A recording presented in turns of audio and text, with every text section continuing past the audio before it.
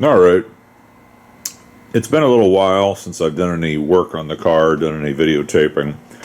The fall is a very busy time of year for me. I also do a lot of gardening and other stuff, so I had to kind of put the car on the back burner. Once you get it to the point where it's kind of running around and you can do stuff with it, you kind of feel better about putting things on the back burner. One of the things I never got to, however, is the heater on it, or I should say the heating system, which is a combination of the radiator unit kind of sitting right in here, and that has, you know, hot water flowing through it, a radiator coolant going through it, and that functions just fine. There's a fan unit in here that I know does work, but I don't have it hooked up to where you can switch it off and on. And then, very importantly, underneath the seat is an important part of the heating unit there that fan was not turning on. In fact, the wiring or the circuit to it was so bad, I think when you turn the heater on, I had the wires on the interior on that circuit getting hot like a toaster and burning like smoke coming off of the wires. So I've got a little bit of a problem to work through with that system. And it is January, and it is cold, so it'd be great to have a working heater system on the car here. So I figured that might as well be the next thing I can work on. Maybe start doing some interior stuff in the next month or two. But anyway, so let's start. I'm thinking I'll probably have to actually drain the coolant because there's two hoses that run to the unit underneath the car there, under the seat, and that's where I'm going to start with it, under the seat unit. So I'll probably have to drain the coolant out of it. The car will be out of commission. Not really a big deal because I'm not driving it through the salt this winter. I thought I wouldn't care this much about it, but now I'm starting to baby it. Oh well. Let's drain the coolant and get that unit probably out of the car. Mock it up on the table to make sure that the fan works, and then once I know I have a working fan, then I'll start working backwards to make sure that we have functional wiring all the way back to the heater switch. So let's start with get this car jacked up, drain the coolant, and get this heater fan unit out of the car. And here we are back under the car. This is very deja vu. It seems like almost a year ago I brought the car home in the winter and started working on it. Well, anyway, I'll disconnect those hoses there and drain it, coolant into a bucket here, and then we'll probably go to the top side and see if I can start to remove the seat a little bit to give me some room to work and work at getting this out.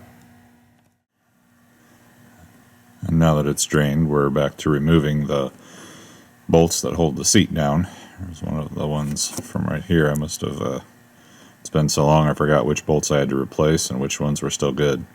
But anyway, it's 4 of them on each side that hold the seat down, it looks like.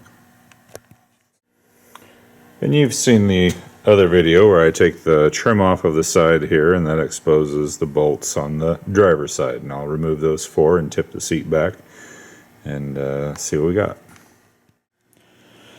Okay, and now we've got the seat tipped back, and we're back to where we've been before. There's the heater unit, and I believe it's got a few bolts right here. I'll wind up nailing this down for you guys if I can get a bolt count and really nail down which ones you gotta. There's another one, looks to me like it's gonna have to come out. Which bolts it takes to hopefully remove it as a unit, and it'll just lift out of the car. Let's hope. So now I'm kind of filming for my own sanity because I have to keep track of this stuff myself when I go to put it all back. So I've got, there's a couple of bolts here. 1, 2, right there. One in the middle. When I say middle, like right down there in that divot. And then on the other side that you can't see, you can imagine there's 2 more bolts over there. And then this cover shield comes off. And right there, I have to remember to do this. I thread the wire back through that little grommet right there to get this shield / ductwork off of it, and then we'll be able to move on to maybe the actual fan unit underneath and see if that comes out. Well, after looking at it a little further, there wasn't much else to it. The entire unit just lifted out, like as if nothing was holding it in. It was completely loose. There's obviously places there where you could try to secure some things, but I just don't know if it was ever done. I'll put this down, it'll mess up the lighting, but there's this little pad right here. That's just loose in there too. That needs to be secured down. There was, looks like maybe some kind of a screw hole attachment thing. I don't know if it was ever being utilized or not. And then several other smaller holes around there. So we'll have to sort all this out, and then I'll take another video now of the fan out and the unit around it. And so here is the kind of basically, you can see this is a big radiator right here unit, and I got to kind of looking at it and try to sort it out in my head exactly how this works and lays and what keeps it in. And when I went to lift it up, realized that really nothing. Either by design or something is missing that sort of secured it in place, but that's kind of an interesting shot right there. So you get it. There's copper fins and tubing, and I believe all those are still intact. It was also interesting to note that I was having trouble taking out some of those nuts, and then finally, or bolts that were holding it in, and determined they were, a few of them were 10 millimeter. So someone has been here before and has had to replace some bolts and use some 10 millimeter ones.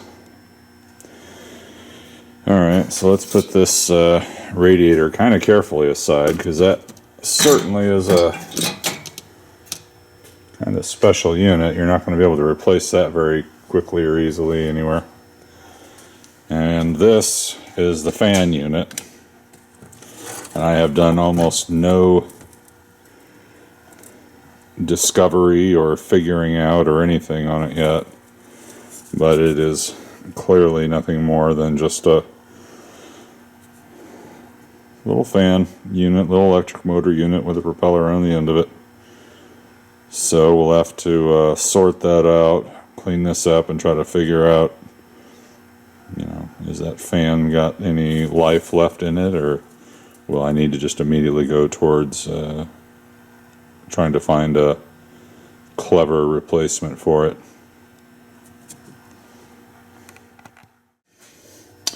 So I went ahead and hooked up, out of curiosity, a 12-volt lantern battery to the fan here, positive to the power to the fan, and as you can see, if I touch the negative here, we do get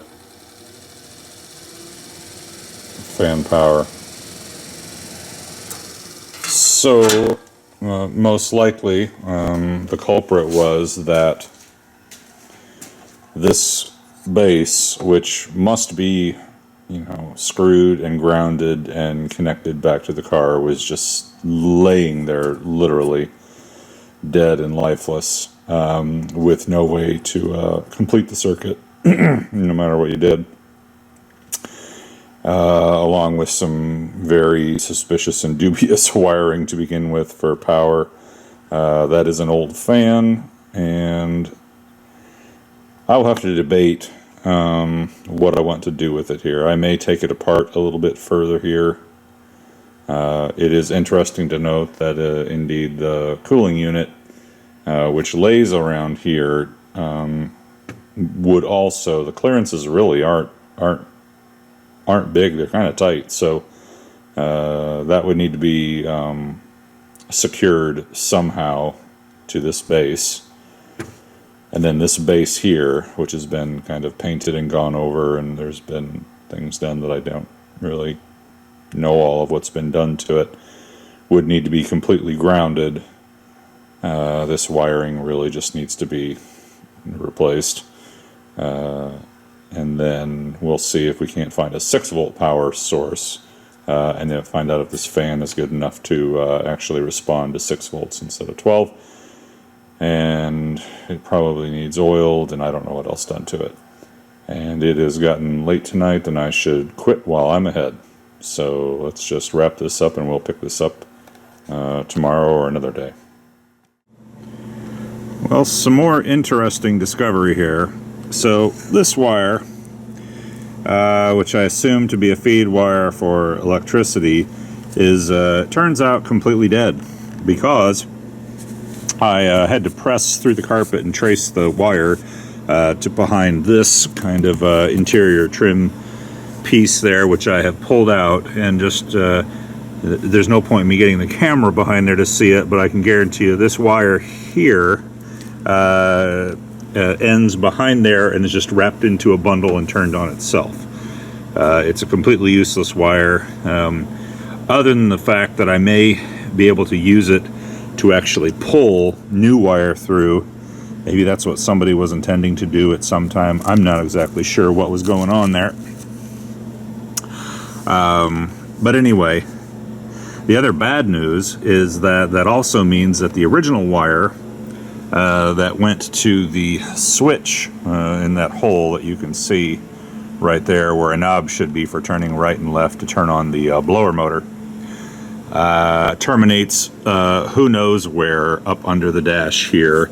The system seemed to be grounding out on me, meaning it was blowing a fuse before. So that wire, the old wire, is probably shorted out somewhere. Could be wrapped around a bolt in there and just tucked out of the way, or left dangling, or who knows, 100 other scenarios. So what I'll do is I will probably just use this wire that's there, which is a very stiff wire, to pull new wire through and just run some new wire up to the dash and terminate it at the other end of that switch, and that when I get the switch put back in, and that is how we will send power to the fan. So kind of frustrating, because I couldn't get in continuity. I kept trying to check continuity from here all the way back to the existing wire over there under the dash that went to the switch. You can understand I'm not getting any continuity there, and now I know why. So anyway, easy fix will just be to run some new wire, and should be a surefire fix. So the lighting and the space under here is miserable, kind of, but anyway, that's the new wire, and it's pulled back. You can see the red wire there, back behind the cable, and it's going to go back behind this trim piece here. The glove box was completely in the way as I was panning over, so you would not be able to see anything there. But if I get out,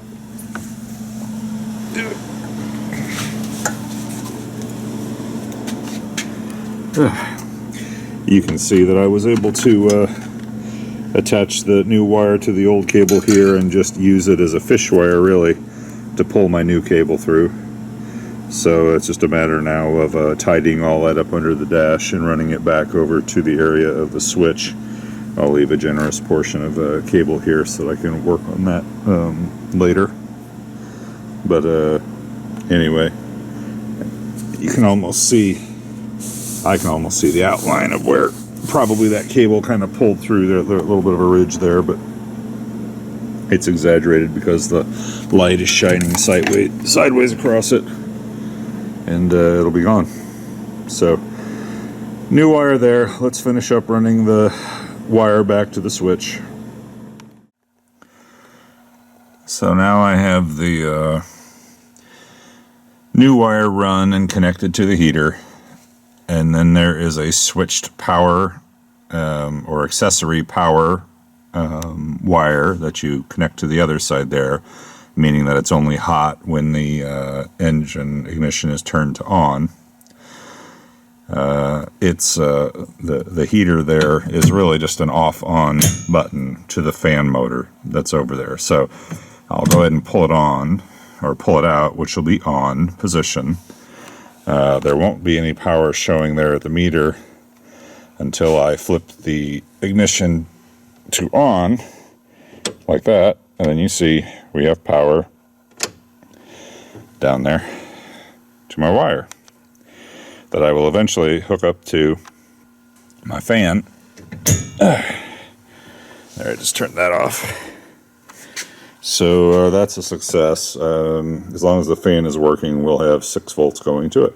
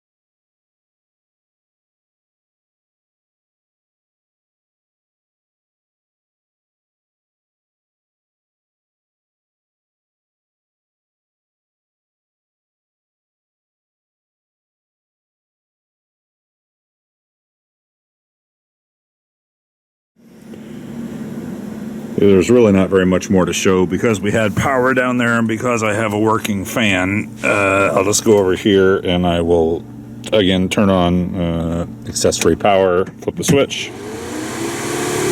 That's heater fan. Not too bad. It's nice to actually clean out and vacuum out for a while there too. So let's go underneath and hook up our heat to it and coolant, I should say, and then we'll move on to some other stuff. On a slightly different topic, but still part of the heating system to the car, I did find the there was a wire that right down here that was just dangling. It had been bothering me ever since I got the car because it was just oddly placed, didn't know what it went to. And I've determined, getting out my continuity tester and going to the defroster switch up there, that is a defroster wire that snapped off there and should be connected right down here. And when I say defroster wire, I mean this is a fan inside this tube right here. And when you pull the defrost knob inside the car, it turns on both the motor to make the fan go and has a control cable attachment here as well to open this kind of flap here to let air come through. So it does two things. So it manually opens the flapper valve here and then turns on the fan that runs in here. And as the air gets pushed through here, it goes up on the interior of the car on the inside, along the inside to hopefully blow air to defrost your windshield. And I've already confirmed once before that this fan does work in here, and I confirmed it again just by running some wires just to jump from here to the battery just to make sure. So pretty straightforward. All I got to do is connect this wire here to here that broke off at some point in time or got snapped, probably when they were wrangling with that battery or who knows what, and we should be back to having a blowing defroster. Kind of had to chuckle to myself here. Look how much bare wire there is before you finally get down to some of the existing insulation. This thing has more electrical tape than insulation on it there after I just peeled all that back. Oh well, let's put some new and better wire in there. I should also show that I did get my wires hooked up to the I guess it's the defroster fan. It's the fan that runs when you pull. I'll show you. Or I should say, that switch right there that says defrost is actually also not only a pull switch, pull meaning there's the control cable opening and closing the flap, it's also a right to turn on, click, left to turn off fan switch. And it's powered by accessory power. So, if I pan back here, and this will take a little bit of jumping around here, but I'll turn on the switch I just turned on, and I'll turn on the motor to accessory.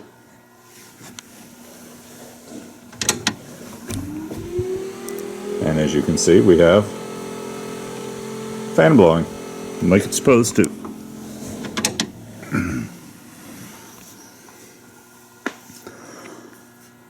Super cool. Now I just have to hook up my dryer vent back over there, and we'll be pushing there eventually.